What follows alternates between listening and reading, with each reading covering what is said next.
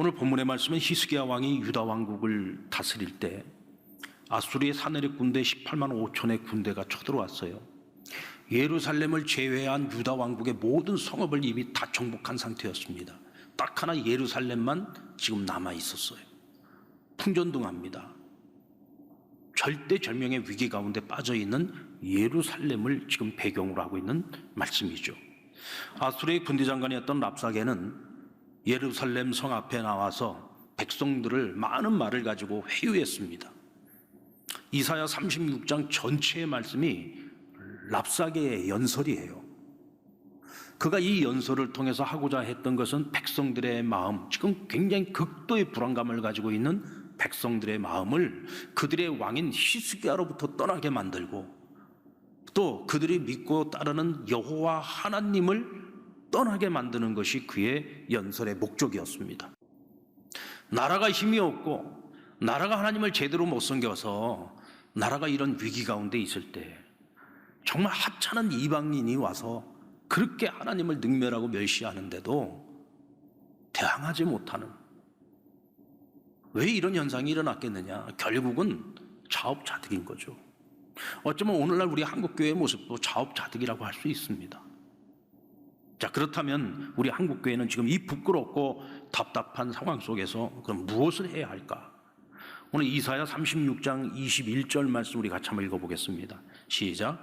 그러나 그들이 잠잠하여 한 말도 대답하지 아니하였으나 이는 왕이 그들에게 명령하여 대답하지 말라 하였음이었더라. 랍사게가 그렇게 하나님을 멸시하고 능멸하고 히스기야 그들의 왕을 능멸하는데도 불구하고 아무도 그 말에 대답하는 자가 없었다고 오늘 성경은 말하고 있어요. 여러분, 예루살렘에 말 잘하는 사람이 없었기 때문일까요? 랍사게보다도 말 잘하는 사람이 한 사람도 없었기 때문에 아무도 대답하지 않은 걸까요? 오늘 성경에 보면 히스기야 왕이 랍사게의 말에 단 한마디도 대답하지 말라고 명령을 했다 그랬어요. 유다 왕 히스기야는 왜 백성들에게 아무 말도 하지 말라고 했을까요? 랍사게의 그 시건방지고 무리한 말을 들으면서 왜 대응하지 말고 침묵하라고 한 걸까요? 사실 이 싸움은요, 말싸움으로 해결된 문제가 아니라는 것을 알았기 때문입니다. 어차피 지금 유다 왕국, 이 예루살렘은 이 아수르의 군대와 싸워서 절대로 이길 수 없는, 객관적 전력상으로 보면 불가능한 일이었어요. 그러니까 뭐 어떤 말을 가지고 감정적으로 대응을 해도 이 싸움은 안 되는 싸움이에요. 그러니까 나가서 암만 큰 소리 쳐봐야 랍사게의 입장에서는 이건 비웃음거리밖에 안 되는 거예요. 야, 지금 풍전등화 위기 속에 있는 건 너희들인데 지금 니네가 뭘 믿고 큰 소리 치냐? 그리고 오히려 더 조롱거리밖에 되지 않는 거죠. 어차피 이 전쟁은 하나님께서 싸워주셔야 되는 전쟁이에요. 그러므로 랍사게와 말싸움할 시간이 있으면 그 시간에 하나님과 씨름하고 하나님께 매달리는 것이 현명한 방법이라는 것을 히스기야는 알았던 겁니다. 이것이 바로 믿음과 지혜를 겸비한 지도자의 현명함입니다. 고린도전서 4장 20절의 말씀 보면 하나님의 나라는 말에 있지 않고 오직 능력에 있다고 했어요. 이것은 평생을 온 세상을 다니면서 복음을 전했던 사도 바울이 자신의 그 삶의 현장 속에서 그가 경험했던 바입니다. 그가 말로써 그리스도의 복음을 전합니다. 근데 결국 사람들이 그 복음 앞에서 무릎을 꿇는 것은요, 말의 능력에 있지 않고 하나님의 능력에 있었다는 거예요. 결국은 하나님의 능력이 드러나고 나타날 때 세상 사람들은 하나님의 살아계심과 역사하심을 그들이 인정할 수밖에 없었다는 것입니다. 결국은 우리가 입술로 말로써 전하는 복음을 하나님의 능력으로서 드러나게 하는 것이 뭐냐? 우리의 믿음이에요. 그리고 그 믿음을 실천하는 우리의 삶인 것입니다. 지금 하나님의 교회는 많은 말을 가지고서 왜곡된 세상 사람들의 시선을 바꾸려고 애써서는 안 됩니다. 우리의 삶을 통해서 하나님의 살아계심과 역사하심을 증명해야 됩니다. 우리 상랑교회를 비롯해서 많은 교회들이 사실은 정부로부터 행정명령이 내려오기 전에 우리가 먼저 선조치를 했습니다. 왜냐하면 지역 주민들을 먼저 생각했기 때문이고 또 우리 성도들의 건강과 안전을 걱정했기 때문입니다. 그래서 우리는 행정명령이 내려지기 전에 먼저 우리가 손조치를 취했습니다. 우리는 앞으로도 코로나 사태가 완전히 끝날 때까지 이와 같이 보다 더 적극적으로 이것이 어떤 정부의 명령에 의해서가 아니라 우리가 스스로 지역 주민들과 또 우리 상랑교회 성도들의 건강과 안전을 지키기 위한 것입니다. 히스기야는 하나님의 살아계심을 믿었어요. 하나님은 우리의 기도를 귀 기울여 들으시고 오늘도 하나님은 역사하신다는 것을 그는 조금도 의심치 않았습니다. 그러므로 백성들에게 사람의 말을 듣고 흥분하지 말라는 거예요. 사람의 말을 듣고 두려워하지 말라는 것입니다. 그리고 우리는 하나님 앞에서 승부를 걸자는 거예요. 이 싸움, 이 전쟁의 승패는 무엇에 달려 있느냐? 하나님이 누구의 편에 서 주시느냐에 달려 있다는 겁니다. 근데 오늘 이 예루살렘 백성 히스기야는 하나님의 편에 서 있었어요. 여러분, 이 진리는요, 우리의 일상생활에서 저는 그대로 적용된다고 생각합니다. 우리가 살아가면서 때로는 억울한 일을 당할 때가 있어요. 사람들에게 쓸데없는 오해를 받기도 하고 왜곡된 시선으로 때로는 불이익을 당하기도 합니다. 이때 우리는요, 그 사람들과 말로서 다투려고 하면 안 돼요. 말로서 다퉈서는 절대로 이길 수 없습니다. 왜냐하면 나를 궁지에 몰아넣고 있는 그 사람은요, 이미 나를 공경에 빠뜨려 놓은 상태예요. 이미 내가 불리한 상태에 있습니다. 그런데 내가 어떤 말로 변명을 하고 어떤 말로 내가 그 오해를 풀려고 해도 절대로 그건 해결되지 않습니다. 이때 우리가 해야 될 일은 침묵하면서 하나님께서 해주시기를 간절히 기도하고 간구하고 기다려야 돼요. 그러면 하나님께서 불의한 자들을 부끄럽게 만드세요. 그리고 하나님 편에 서서 하나님을 찾는 이들, 의로운 자들을 하나님 반드시 높여주십니다. 아멘입니까? 그러기 위해서는 우리에게 믿음이 필요하고 기다림이 필요합니다. 그리고 두 번째로 해야 할 일은 회개와 반성과 기도입니다. 오늘 랍사게의 말을 들은 히스기야 왕은 자신의 옷을 찢었다고 했어요. 그리고 굵은 베옷을 입었다고 했습니다. 그리고는 어디로 찾아갔습니까? 하나님이 계시는 성전으로 찾아갔어요. 그리고 왕궁을 맡은 엘리야김과 서기관 셈나와 그리고 제사장들 가운데서 가장 큰 어른들이 굵은 베옷을 함께 입었다고 했습니다. 그리고는 선지자 이사야를 찾아가는데 히스기야가 부탁한 말을 그에게 가서 전하고 오늘 남아있는 이 예루살렘 백성들을 위해서 여호와 하나님께 기도해달라고 부탁을 합니다. 자, 이때 그들이 전한 히스기야 왕의 말을, 이것이 3절에 나오는데요, 이 말에 굉장히 의미심장한 단어가 들어있습니다. 우리 같이 한번 읽어보겠습니다. 3절입니다. 시작. 그들이 이사야에게 이르되 히스기야의 말씀에 오늘은 환난과 책벌과 능욕의 날이라 아이를 낳으려 하나 해산할 힘이 없음 같도다. 아이를 낳으려고 하는데 해산할 힘이 없대요. 이게 지금 뭐예요? 예루살렘의 처지죠. 오늘 히스기야 왕의 처지입니다. 백성들의 처진 거죠. 하지만 오늘 히스기야는 오늘 이와 같은 환난과 능욕의 날이 우리에게 찾아왔는데 이게 다 누구의 책임이냐? 오늘 이것이 하나님께서 우리를 책벌하시는 사건으로 그는 이해하고 있다는 거예요.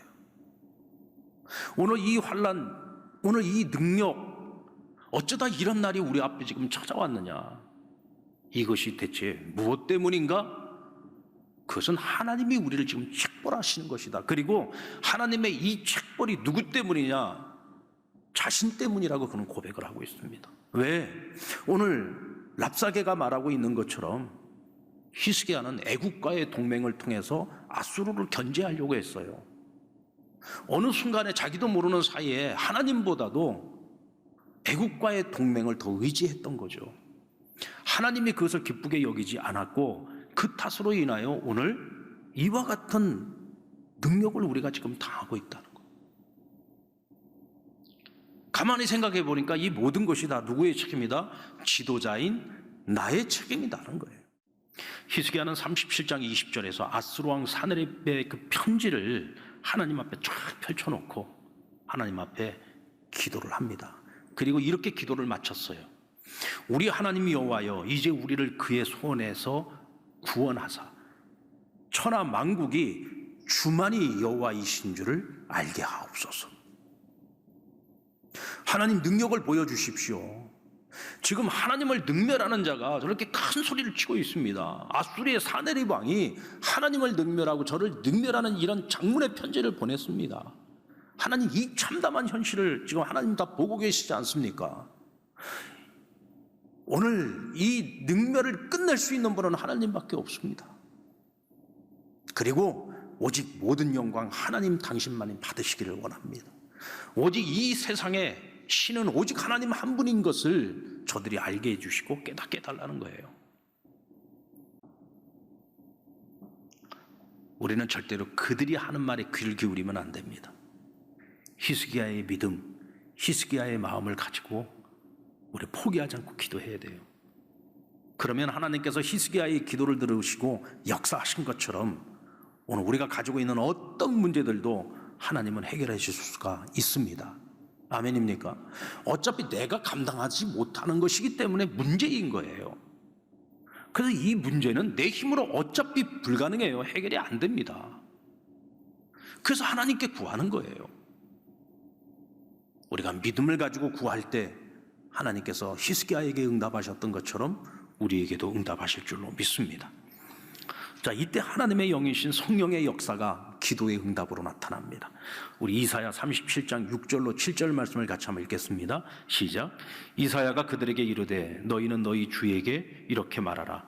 여호와께서 이같이 말씀하시되 너희가 들은 바 아수르 왕의 종들이 나를 능욕한 말로 말미암아 두려워하지 말라. 보라, 내가 영을 그의 속에 두리니 그가 소문을 듣고 그의 고국에서 칼에 죽게 하리라 하셨느니라 하니라. 첫째는 저들이 능욕하는 말을 듣고 두려워하지 말라고 했어요. 왜냐하면 정작 두려워해야 되는 사람들은 하나님을 능욕하고 있는 사람들입니다. 하나님의 편에 서 있는 사람들이 아니에요. 자, 그렇다면 오늘 아수르가 저렇게 하나님을 능멸하고 히스기야를 능멸할 수 있는 이유가 뭐예요? 그들은 18만 5천이라고 하는 군대를 이끌고 왔기 때문입니다. 그리고 그들은 철병고로 무장하고 있습니다. 당대 아수르가 최고의 제국가 아니었습니까? 그러니까 세상에서 무시무시한 무기는 다 가지고 있었을 거란 말이에요. 그들은 그걸 믿고 지금 큰 소리를 치고 있는 거예요. 그런데 중요한 것은 뭐냐면 하나님께는 18만 5천이 아니라 200만, 300만, 아니 1000만의 군대가 몰려온다고 할지라도 하나님 앞에서 그들은 하루살이에 불과합니다.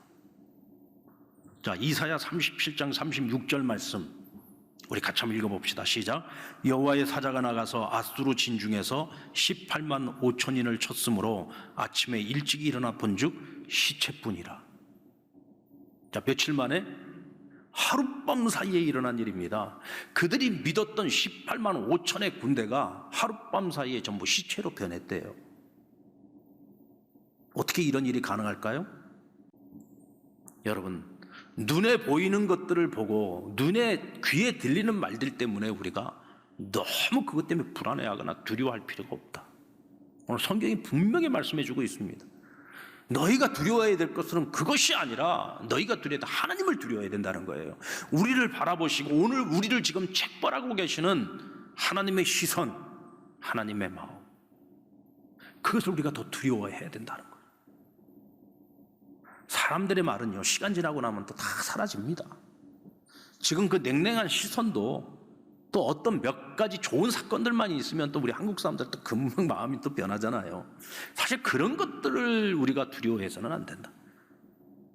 우리가 정말 두려워해야 될 것은 역사의 주관자가 되시고 우리를 감찰하시는 하나님 아버지 앞에서 오늘 우리가 회개의 기회로 삼아야 되고 우리가 갱신의 기회로 삼아야 된다. 이것이 더 중요한 거예요. 이때 하나님께서 우리에게 성령 충만함을 주십니다.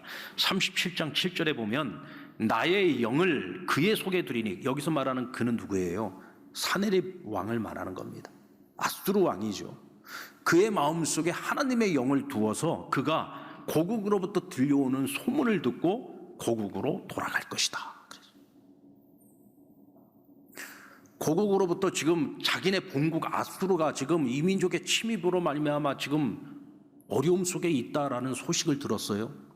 이때 그 소식을 듣고 갈 수도 있고 안 갈 수도 있는데 하나님께서 이 사네립의 마음에 하나님의 영을 두어서 두려움을 가지고 돌아가도록 만들었다는 거예요. 여러분, 사람의 마음을 움직이는 것도 누가 하는 거예요? 하나님이 하시는 거예요. 18만 5천을 하룻밤 사이 시체로 만드는 것도 하나님이 하시는 거예요. 근데 여기 보니까 하나님의 영이 하셨다 그랬어요. 하나님의 영이 무엇입니까? 성령님이시잖아요. 지금 우리 한국교회는 이 어려운 상황 속에서 말이 아닌 능력으로 하나님의 살아계심을, 역사하심을 증명해내야 되는 거예요.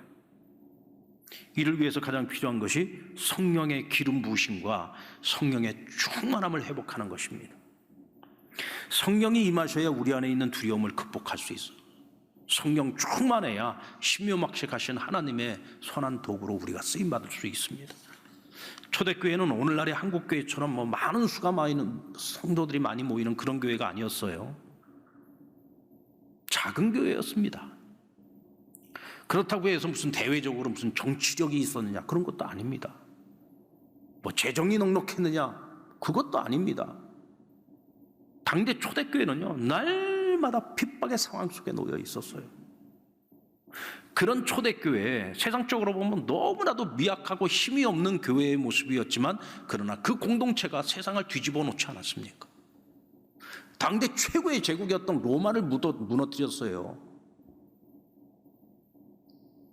여러분, 하나님의 복음의 능력은요, 하나님의 말씀의 능력은요, 이런 세상의 눈에 보이는 이런 것들과 견줄 수 있는 것이 아니에요. 이것을 역사가 우리에게 말씀해 주고 있지 않습니까? 그러면 초대교회가 어떻게 세상을 무너뜨렸습니까? 딴 게 아니에요. 그 교회는 힘이 없고 미약하고 작은 교회였지만 그들은 성령 충만한 교회였어요. 오늘날처럼 교회들이 점점 더 부유해지면서 어떤 일을 하고자 할 때 먼저 기도하고 성령의 능력을 입으려고 하기보다는 예산을 짜고 그 예산에 맞춰가지고 우리는 모든 일들을 지금까지 해왔잖아요. 이제 우리가 그런 걸 좀 넘어설 수 있어야 된다는 거죠. 성령 충만하여서 우리가 해야 될 일이 점점 더 많아져야 돼요. 하나님이 기뻐하시는 일들을 우리가 해야 할 일이 점점 더 많아져야 합니다. 할 일이 많아져야 하나님이 교회를 부흥케 하고, 할 일이 많아져야 하나님께서 교회를 축복하시는 거예요. 성령 충만한 교회가 되어야 됩니다. 예나 지금이나 교회가 세상을 이기고 세상을 놀라게 할 수 있는 길은 오직 하나예요. 성령 충만입니다. 오히려 작금의 상황이 한국교회라 하여금 물질주의, 세속주의로부터 벗어나고 성령 충만한 교회로 영적 부흥을 가져올 수 있는 절호의 기회입니다.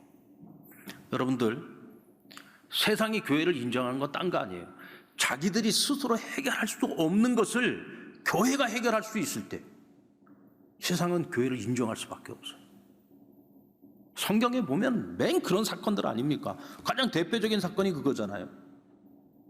로마의 죄수에 머물러 가고 있던 바울, 지중해 한복판에서 유라굴로를 만났어요. 근데 유라굴로 폭풍을 만나기 이전과 이후의 모습이 바울의 위상이 완전히 달라집니다. 유라굴로 폭풍을 만나기 전까지 뭐해서 예수에 미친 미치광이였습니다. 그래가지고 지금 죄수가 돼가지고 로마의 재판을 받으러 가고 있는 길이었어요.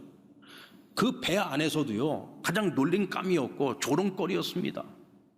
정말 아무것도 아닌 죄수였어요.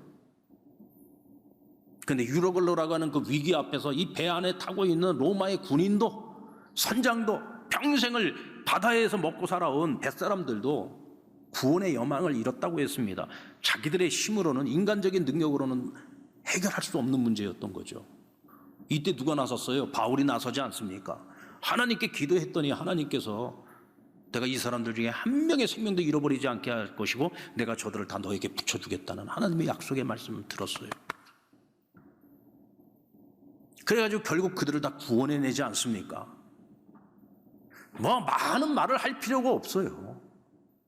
우리의 믿음을 가지고 하나님의 능력이 딱 드러나게 되면은요, 그들이 인정을 하지 않을 수가 없는 거예요. 그러니까 바울이 로마에 들어갈 때는 개선장군처럼 들어가지 않습니까? 오늘 우리 한국교회에 가장 필요한 것이 바로 이겁니다. 세상이 가지지 못한 것으로 우리는 승부를 해야 돼요. 세상 사람들이 말로 공격한다고 같이 말로 싸워갖고 해결될 문제가 아니에요. 세상 사람들이 그들이 가지고 있는 힘과 권력을 가지고 우리를 누른다고 해서 우리도 우리가 가지는 힘을 발휘하고 우리가 가진 권력을 발휘해서 싸워서 이겨보겠다? 그러니까 오히려 교회가 지금 더 욕먹고 있는 겁니다. 지금 우리는요, 하나님과 싸워야 돼요. 하나님께 매달려야 돼요. 그래서 정말 하나님의 영광을 드러내기 위해서 우리가 최선을 다해야 됩니다. 하나님의 영광이 드러나면은요, 우리가 말하지 않아도 세상이 교회를 인정할 수밖에 없어요. 히스기야는 바로 이 믿음의 방법으로, 기도의 방법으로 18만 5천 군대를 물리치고 정말 기적과 같은 승리를 이루어냈습니다. 그 이후에 갑자기 그에게 죽을 병이 찾아왔는데, 그 죽을 병이 찾아왔을 때도 그 앞선 경험을 토대로 하나님께 또다시 매달렸어요. 이때 하나님께서 그의 생명 15년을 연장시켜 주지 않았습니까?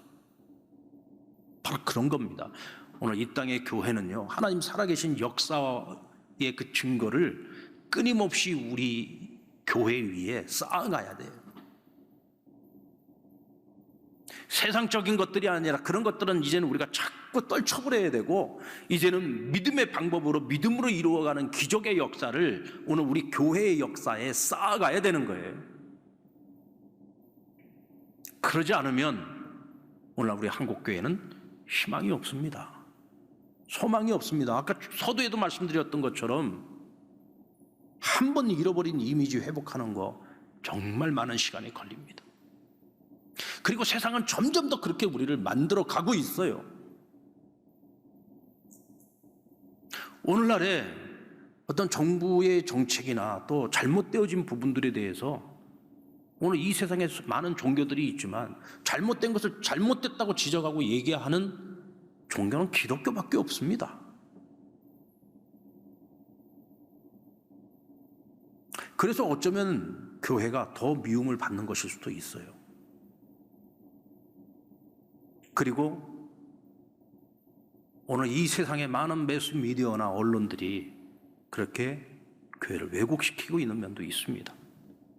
그러나 여러분, 아무리 억울해도 침묵합시다. 지금은 침묵해야 할 때입니다.